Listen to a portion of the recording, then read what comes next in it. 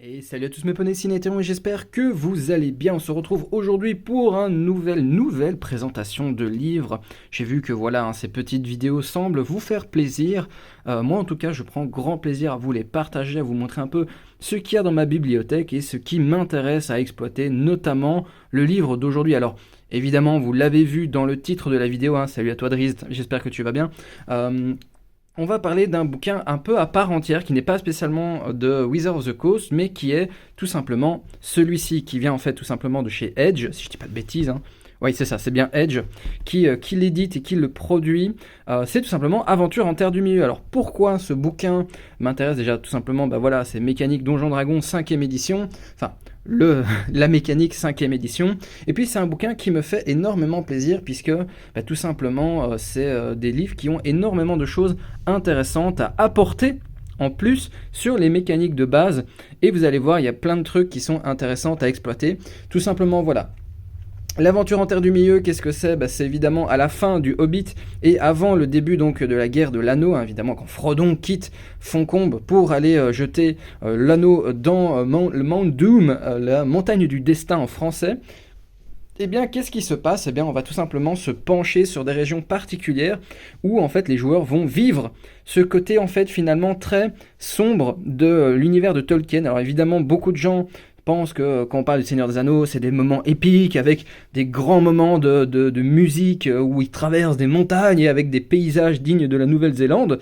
Mais dans les faits, moi, personnellement, ce que je retrouve, par exemple, dans cette gamme de produits-là, c'est quelque chose d'un peu plus sombre, un peu plus proche. Alors je vais vous donner une référence si vous l'avez, mais le groupe Summoning par exemple, si vous connaissez, en fait on est sur un environnement qui est beaucoup plus sombre, beaucoup plus torturé finalement, où chacun essaie de survivre tant bien que mal face à la décadence et à la destruction du monde.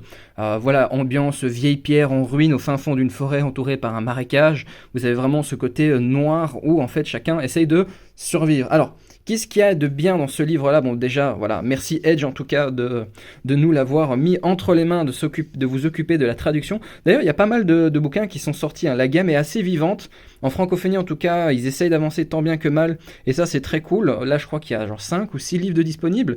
Là, aujourd'hui, je vous présente uniquement le guide du joueur, qui est pour moi une référence à vous procurer absolument si vous voulez upgrade, donc améliorer votre utilisation de Donjons & Dragons pour aller dans un univers un peu plus, je vais pas dire sombre à la Ravenloft, mais quelque chose d'un peu plus Tolkien dans l'image que l'on a, en tout cas que l'on pourrait percevoir de Tolkien, en tout cas dans l'image que moi je m'en fais, avec un univers où de toute façon le mal est éternellement là. Donc évidemment vous avez une belle carte à l'entrée. Alors on va rentrer directement dans le vif du sujet, je vais pas vraiment tourner autour. Le bouquin est magnifique, vraiment. Le livre entier retrace vraiment cette espèce de parcours entre ténèbres et lumière que quelqu'un va parcourir en lisant les livres ou en tout cas en vivant des aventures dedans. Et ça, c'est très très cool. Beaucoup de lore, beaucoup de settings, beaucoup d'adaptations de règles également, très peu de magie, puisque la magie finalement dans le Seigneur des Anneaux est assez rare et maintenue seulement par les quelques magiciens, les Istaleries évidemment. Alors, qu'est-ce que l'on a?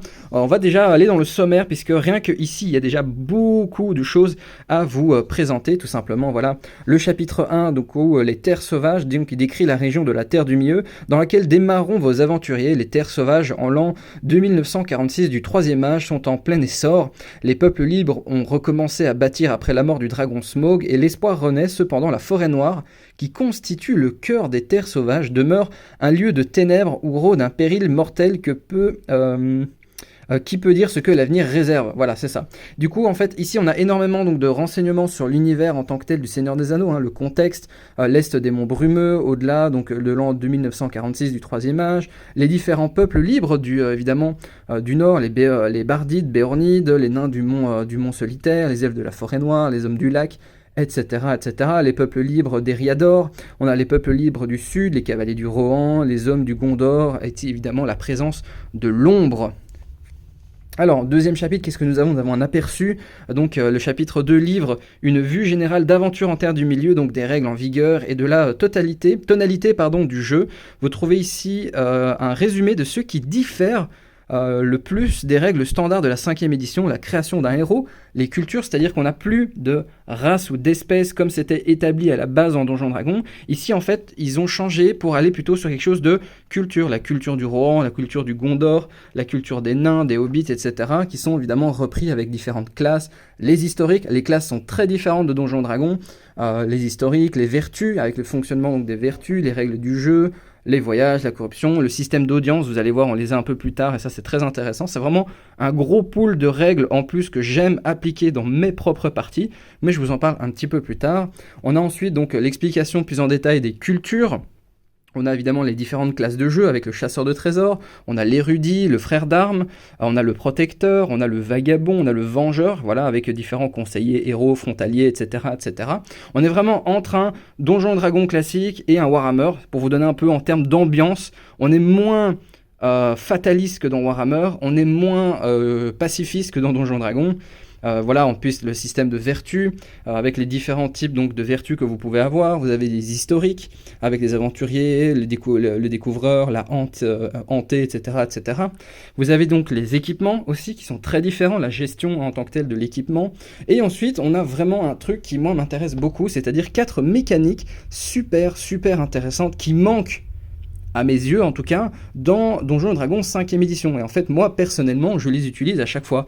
Évidemment, si vous avez vu l'actual play que j'ai fait sur la malédiction de Strahd, en fait, vous vous rendrez compte que, par exemple, la mécanique de voyage, la mécanique d'audience, de corruption, puisque finalement, la mécanique d'ombre représente en grande partie la mécanique de corruption et du coup, la phase de communauté qui va aussi avec.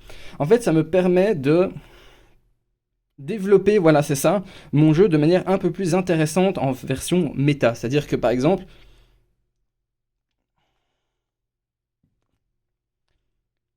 la phase de communauté, tout simplement ici, me permet par exemple de dire, ben voilà, pendant 1 an, vous ne faites rien, qu'est-ce qui va se passer? Vous avez la possibilité de revenir chez vous, vous développer d'autres aspects, et je vous en parlerai dans un autre livre bien plus tard, qui justement permet de joindre à la fois la phase de communauté avec un peu qu'est-ce qui est en dehors de l'aventure en tant que telle, c'est-à-dire, ben moi mon personnage c'est un aubergiste, et voilà, il tient une auberge, comment ça évolue, il a une famille, etc., etc.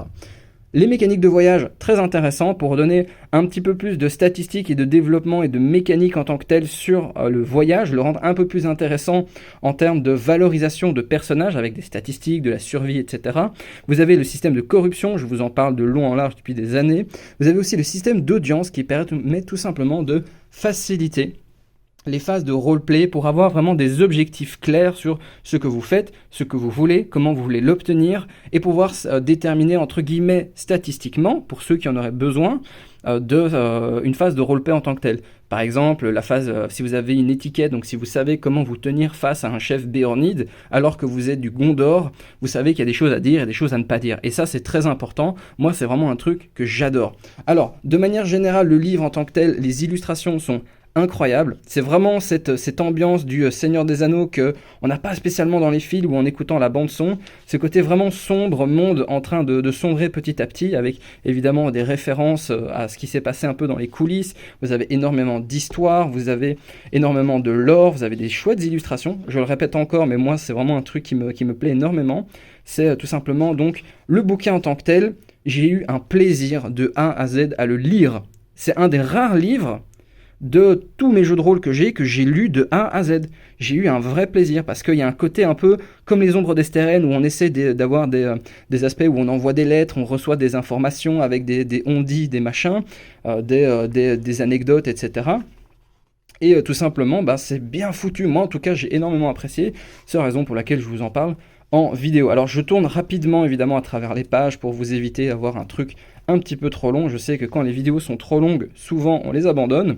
Voilà, des magnifiques illustrations.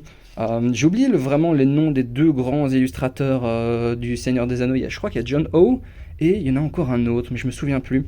Et voilà, on est dans ces ambiances-là vraiment de monde un peu en ruine. Je vais pas dire en ruine en mode genre, ouais, ça y est, c'est la fin du monde, l'apocalypse, mais on est vraiment à la fin du coup du 3e âge où il y a eu simplement le 1er et le 2e âge abordé.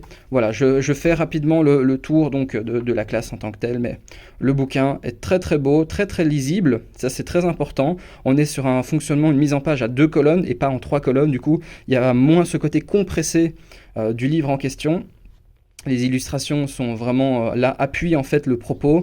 Voilà, j'ai vraiment rien à dire de plus que ça, si ce n'est que essayez de vous le procurer, ne serait-ce que pour améliorer et peut-être upgrader améliorer tout simplement en fait votre univers de jeu, de statistiques, de mécaniques de jeu. Il y a énormément de bonnes idées. En plus, le fait qu'on retire une grosse partie de la magie donne un côté un peu plus low fantasy, un environnement plus donjon dragon avec ses mécaniques de base, mais en même temps en restant sur quelque chose de très particulier qui est tout simplement le Seigneur des Anneaux. Enfin, c'est top quoi, vraiment. Si vous pouvez vous procurer le reste de la gamme, évidemment, je vous le conseille. Ah oui, c'est vrai, il y a aussi les artefacts. Il y a aussi un système d'artefacts qui vous permet de vous lier à une culture et d'en faire le représentant. Enfin, il y a plein de très bonnes idées. La mécanique, évidemment, des fumeurs de pipe, pour ceux qui ne connaissent pas. C'est une mécanique très particulière qui est proposée quelque part dans le livre, où en fait votre joueur peut prendre 1 heure pour fumer une pipe, par exemple, un peu comme Aragorn ou les Hobbits, ou tout simplement... Pipin et Sam sur les murs de l'Isengard, en fait ça leur permet d'être inspirés et d'avoir une aide un peu extérieure pour comprendre, résoudre un problème, etc. Par exemple, quand Gandalf, etc. sont devant la porte de la Moria et qu'ils ne comprennent pas quel est le mot de passe, en fait, techniquement, ça pourrait être interprété comme étant une phase où quelqu'un fume la pipe en mode genre c'est quoi le souci, je ne sais plus, je me rappelle plus. Et en fait, les jets de dés étant pas très bons, ça met plus de temps. Mais grâce à cette phase particulière de fumer la pipe, entre guillemets, il y a un côté où le MJ va pouvoir te dire tu te souviens en fait qu'il y a très longtemps, tu avais lu ça dans un livre. Et en fait, ce qui est intéressant, c'est que le bouquin, ici, on ressent très très fortement certaines mécaniques qui ne sont peut-être pas directement implantées dans le film ou dans ce qu'on a pu avoir de la licence Le Seigneur des Anneaux, le Hobbit ou Le Seigneur des Anneaux, et te dire « Ah oui, je me souviens, à ce moment-là, en fait, c'est ça qui s'est passé, et du coup, c'est trop drôle parce que dans le bouquin, ils l'ont bien retraduit, etc. » Donc, franchement... j'avais oublié que j'avais mis des marque-pages encore. Désolé, il y aura encore mes marque-pages dedans. Voilà, vous avez des cartes dedans avec la gestion politique, vous avez du lore, vous avez du settings, enfin vraiment les voyages, voilà. Si vous avez la possibilité de vous le procurer ou de l'offrir à quelqu'un pour les fêtes de fin d'année, puisque c'est un peu le but de ces vidéos-là, de vous montrer un peu ce qui pourrait être intéressant à offrir, si vous aimez le système Donjon Dragon, voilà. Franchement, je pense que celui-ci, c'est un gros plus à rajouter dans votre bibliothèque. Et sur ce, moi je vous dis rendez-vous à la prochaine fois, je vous dis bon jeu à tous et j'espère que ça vous a plu. N'hésitez pas à me le dire en zone de commentaires. Encore une fois, merci à Edge de nous avoir permis donc de présenter ce livre-là, Aventure en Terre du Milieu, le guide du joueur, dans toutes les bonnes crèmeries. Moi je vous dis à la prochaine fois et bon jeu à tous.